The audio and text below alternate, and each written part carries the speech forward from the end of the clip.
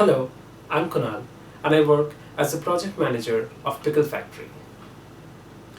Pickle Factory Calcutta is a hub for dance and movement, a space for the dance curious to meet, know, think, talk, and imagine dance. We are working towards a permanent venue in the city, a home for dance that will bring together artists and audiences across the board. A venue that will be part of an international network of vibrant art spaces. Until such a time as we have a venue or the ability to go out, we strive to create this home for dance anywhere we can, even online for the moment. In this endeavor, we are delighted to partner with TopCat on the new series Body Languages, where we explore movement with a featured dancer each week. This week we have with us the extremely talented and magical Australian circus artists David Carberry and Alice Muntz. David and Alice will be exploring themes in direct response to the global pandemic we are witnessing. The connections we lose, but the resilience we possess as humans to adapt to the new normal. For those of you who don't know, the duo were part of Pickle Factory Season 2 Widening Circles in November 2019 in Calcutta with their performance Sediment and had brought the enthralled audience to their feet for a standing ovation. Here's David Carberry and Alice Muntz.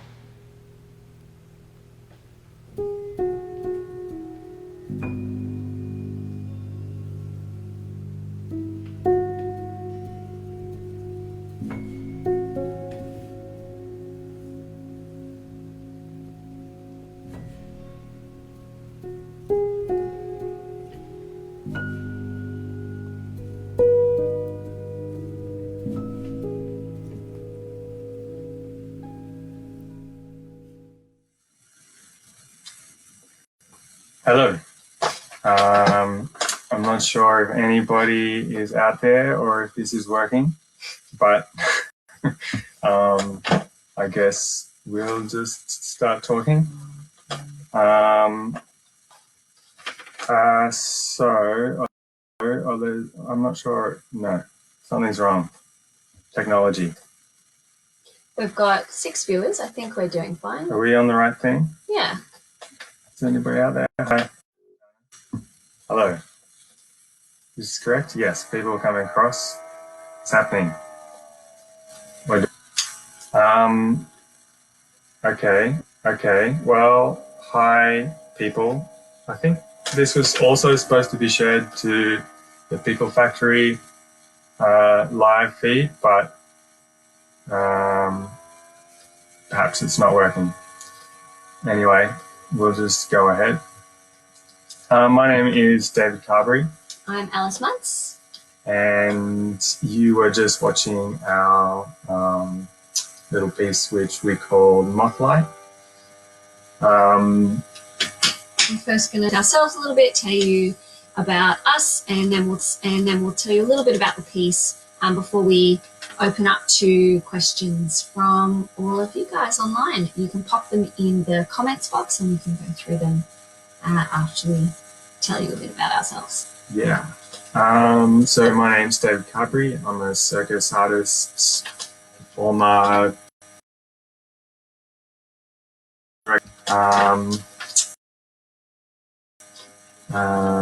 and I've been making work, performing and touring for about 15 years.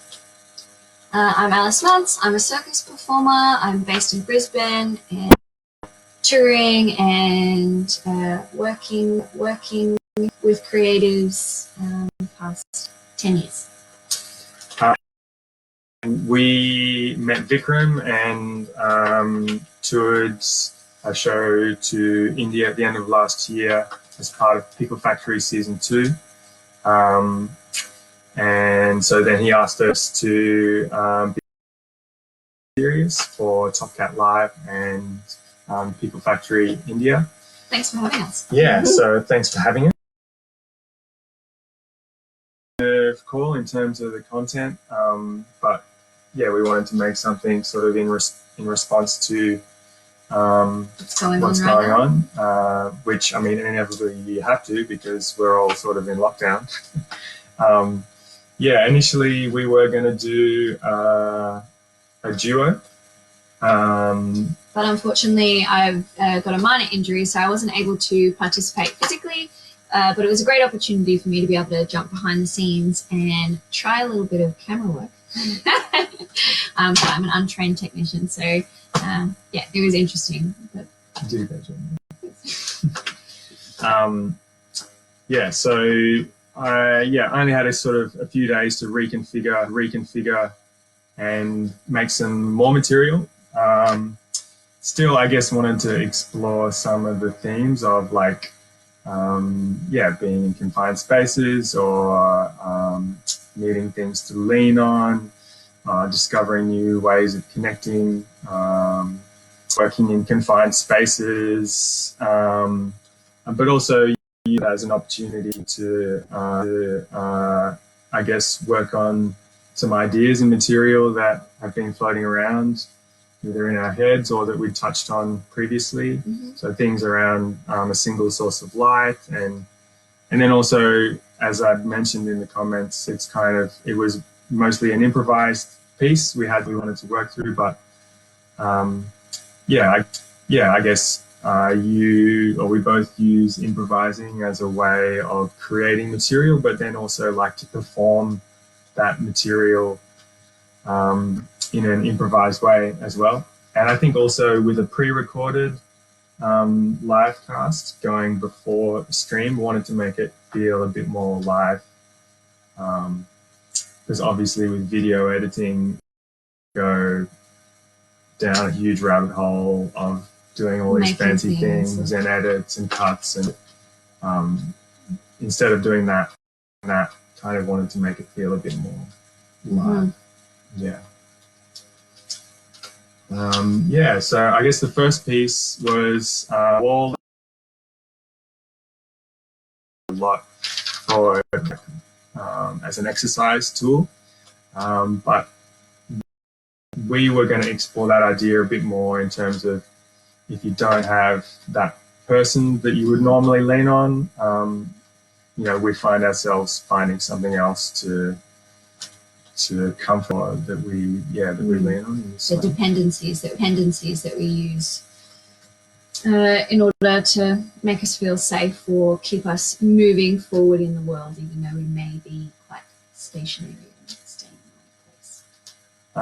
And then with the bike, I suppose it's a personal thing for me. Like, I love bike riding, and in this time we can't ride all the time. We are allowed to ride here in Australia. Some people aren't at all, but it's just interesting to try and do it in like the confined space of the garage, and then explore how I can find other ways of connecting, either with the light source. And then at the moment when I asked Alice to come in and follow me around with the camera, like another moment of connection. I guess asking all of you to come and join me in that moment, which is unusual for our work, as we usually are live on stage and you watch a specific bit of detail that we present to you, but being able to use film or a camera to really different aspect of movement was a really nice.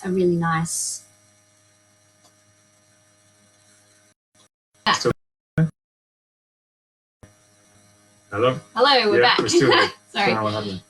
It was a really great way for us to explore movement in a way that was still circus, still connected, but bringing it into this platform. So then the light, this kind of light bar, the initial, in terms of the prop, was the idea to have a fluorescent tube that you could move and work with and hang around, and then also using the single source of light as, if you've got just a single source of light, then you can play with the darkness as a tool as well, and highlighting different parts of the body, which inevitably tell different stories. And then one of the sort of improvisational creative lines that we were looking at in terms of making work is My Friend is a Moth Light, which is just an interesting kind of title, and sparks questions and creativity. There's something really about how we're drawn towards the light, and how the light can become our friend.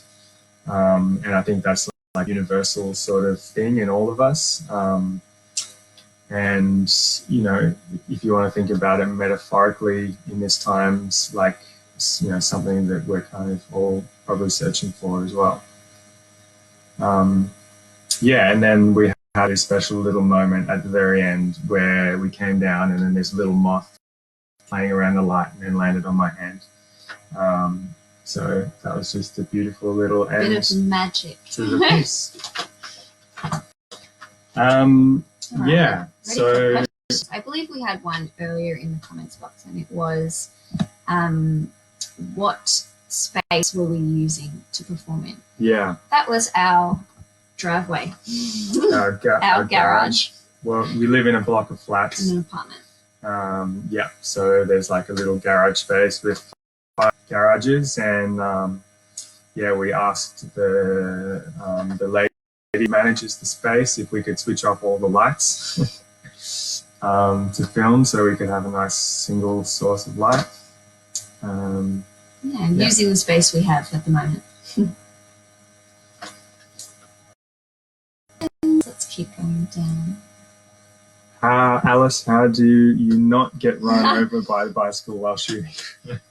Well, no, I'm watching pretty carefully, but we also do a form of the bicycle routine where I am doing acrobatics on top of David while he's riding the bike. So we're quite aware of that. But it was a new experience for me, and I wasn't so stable-footed I think- 100% of the time. I think I did kick the camera Yeah, once. you did kick the camera. I think you Yeah. can see that in the footage. I think there's something really interesting about like the camera following and, you know, just that sort of inviting experience and how it changes it. And you sort of get a sense of play because it's chasing and it's, moving together. And at that point in the music as well, there's something kind of emotive going on. So it's sort of, I guess gave it a sense of emotion. Mm.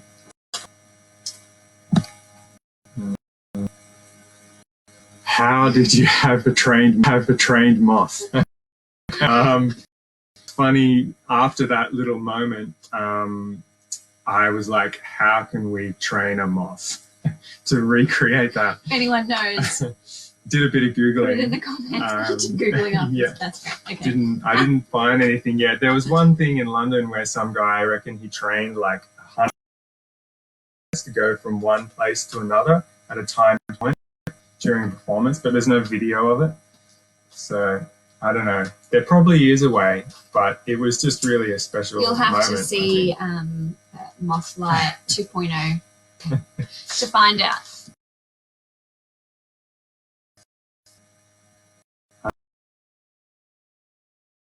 And why not a duet? We were planning to do a duet. Unfortunately, I just have a minor injury currently. It's not it's nothing serious, but best to rest and just be behind the scenes, which is also a really interesting part of collaborating with someone. Yeah. Which we don't get to do very often because we often are physical. That it's nice to be able to collaborate in that way. Yeah, and have someone on the outside watching and directing and stuff as well. Also, super steady camera work while running in circles. Thank you. We had Yeah. a fancy bit of technology to help us along with that. Yeah. But I'll take that. Thank you. Using the two-prop. Flight is, especially right now, on people, but that could lead to harm for the person, like a light at the end of the tunnel. Is the outside, is it a train headed to you? That's beautiful. Yeah, that's beautiful. It's like someone there. Yeah, it is. And I guess that goes back to that little, there's a bunch of different things, as some of you as artists would know, as we use for improvisation. One of those was my friend is a moth light, because just in those few words could spark a whole bunch of different creative possibilities or answers or explorations. So yeah, and one too.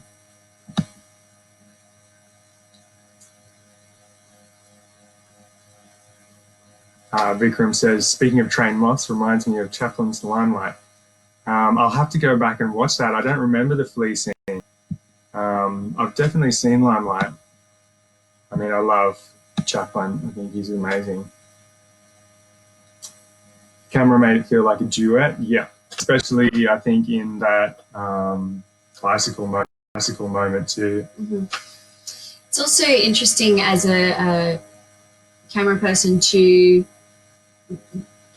give the audience your view in terms of being a voyeur almost, especially in the last scene. You're just sitting back getting to watch this quite internal scene that David is not really doing for us to look upon, but for his own curiosity, which is quite nice to play with, in contrast to where the camera is directly connecting with him in the get multiple views as the audience.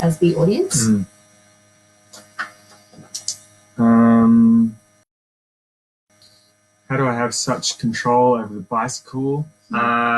Practice, lots and lots of practice. Yeah. I've been, I guess, working on the acrobatic bicycle for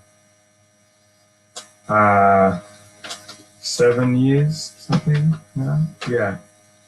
and doing lots and lots of shows, working in small spaces on small stages. Yeah, so, but I still come off. Learn how to fall well too.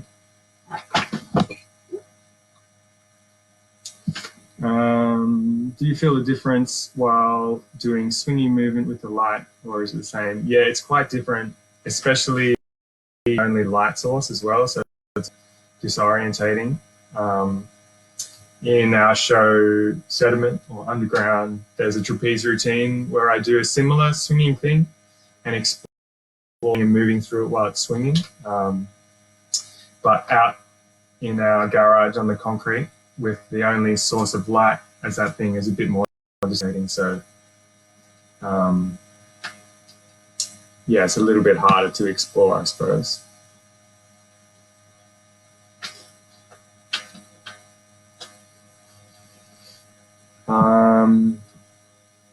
Yeah, talk about circus skills in relation to our other work is from Victor, and just the general direction of your work. Yeah, so I think inherently with circus there are, like, obviously skill is the main sort of driving force, and in terms of doing skills, there are things that have an inherent story within them. Yeah, so something that involves a lot of strength, or something that might portray being stoic or being frustrated because it has that natural energy about it. And you know, when you're riding a bicycle, you have a natural energy of play or sense of concentration, emotions which will come naturally from skills. And I suppose yeah, what we both like to explore is being able to tell a story through the form, through the skill itself. And whilst I guess as an artist as well, as a circus artist, you also want to get your high skills in there, or want to get the things that you've been working on, but sometimes they can get in the way of the story. And I suppose in this piece, it was really quite stripped back. There wasn't much high skill moments in there, so there was a lot more room to breathe within those improvisations and build those kind of emotive moments. I suppose with this little piece too, it was more exploration, like I think someone commented. I think if we were going to develop this piece further and further, we'd pick up a bit more, or it develops more of its own story, and then I guess from there.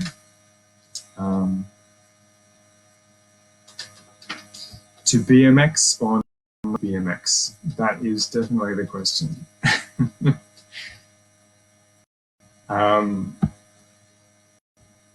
Yeah, that's right. Bicycle becoming a person to, or yeah, the thing that I'm playing with, my friend reacting with me and fighting back occasionally, throwing me.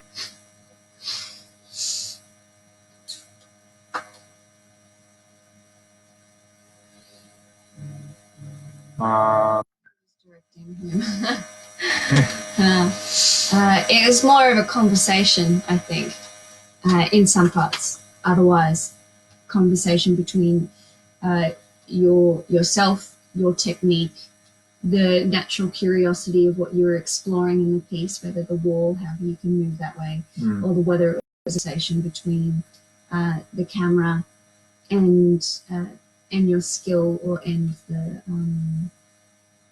and the story that you were telling in that part. It feels more of a conversation and always a reacting towards each other, rather than even if it wasn't directed from myself, the conversation within David himself. Yeah, and I think maybe just exploring the line between having comfort and having a struggle. I guess that's kind of interesting, you know, like at times the thing you're leaning on is good, and at other times that you're out of balance. Yeah. Dependency is an interesting thing sometimes. The wall, you need it to stand, and other times if you would stand on your own feet, you might not need the wall, I guess. Cool. All right. Well, we might wrap it up there. I just want to give a big shout out to Vikram and everyone at the Pickle Factory India for letting us be part of this process, and also TopCat Live for hosting it and getting it all happening. Yeah, it was really great to have the impetus to create something like this, and yeah, we're going to keep developing it further and hopefully get a chance to bring it to your live at some point. Okay. All right. Thank you. Thanks. Thanks for tuning in.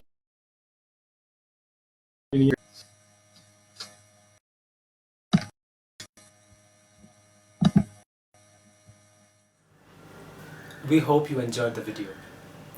You may also want to check out our recent online collaboration with Arts Forward, A Sudden Strangeness, on our Facebook and Instagram pages. You'll see 24 movement improvisations in response to Pablo Neruda's poem, Keeping Quiet, sent in from artists around the world in this time of self-isolation. And look out for more body languages sessions coming up every Wednesday on the TopCat CCU livecast and the Pickle Factory Facebook page at 6 p.m. We have a host of other programs as well, discovering the world of movement and dance. You can check them out on our website, picklefactory.in. Follow us, join us, support us. Drop us a line. We'd love to hear from you. And see you next Wednesday. Bye.